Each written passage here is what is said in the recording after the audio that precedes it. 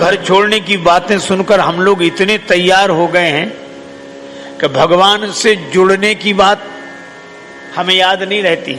मन को भगवान से जोड़ने की तो बात हम सोचते ही नहीं, हम तो घर ही छोड़ने की बात सोचते हैं। हमारा जोर छोड़ने पे है। अच्छा, जो छोड़ते हैं वे भी भैया ऐसे अद्भुत। तो एक सज्जन हमें मिले, वो जिसने घर छोड़ा गए ही नहीं। मैंने उनसे निवेदन किया, हमने कहा महाराज औरों के घरों में जाते हो कि नहीं? बोले जो बुलाता है सो जाते हैं। हमने कहा जब औरों के घरों में जाते ही हो तो उसी एक घर ने क्या बिगाड़ा था? जो क्या बिगाड़ा था उसने? बोले नहीं नहीं नहीं नहीं, वो तो मैं छोड़ चुका, तो छोड़ दिया। और आज मालूम कितने दिन हो गए? आज हिसाब लगा के बताएं, हमें 11 साल 6 महीने 3 दिन हो गए। इतना भी याद है कितना दिन हो गया छोड़े?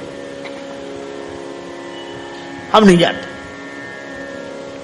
तो हमने कहा क्यों नहीं जाते? अरे बोले हमारे सदग्रंथों ने, संतों ने कहा है छोड़ने के बाद अपने घर में नहीं जाना चाहिए, छोड़ने के बाद अपने घर में नहीं जाना चाहिए।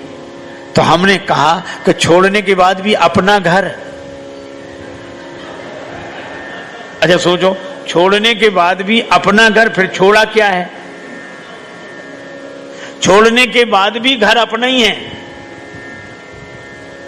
अरे इसका मर्म समझें।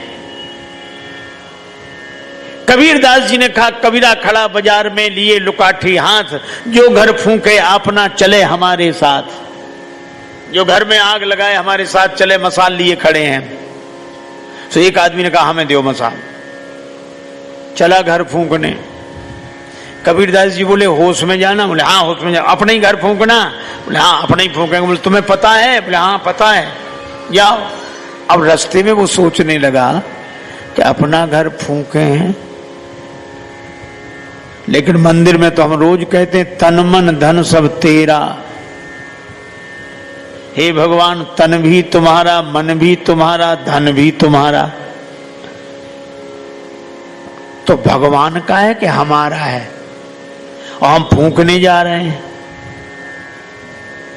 लौटकर बोला कि महाराज समझ में नहीं आता कि भगवान का है कि हमारा, हम फूंकने जा रहे हैं। कबीरदास जी बोले अब तुम समझ गए, यही फूंकना है। जिसे तुम अपना मानते हो उसे भगवान का मानने लगो, यही फूंकना है, हमारा नहीं है। अच्छा फिर एक अजीब बात है, जब हमारा है ही नहीं तो हम त्यागने वाले कौन होते हैं? हमारा हो तब तो छोड़ें।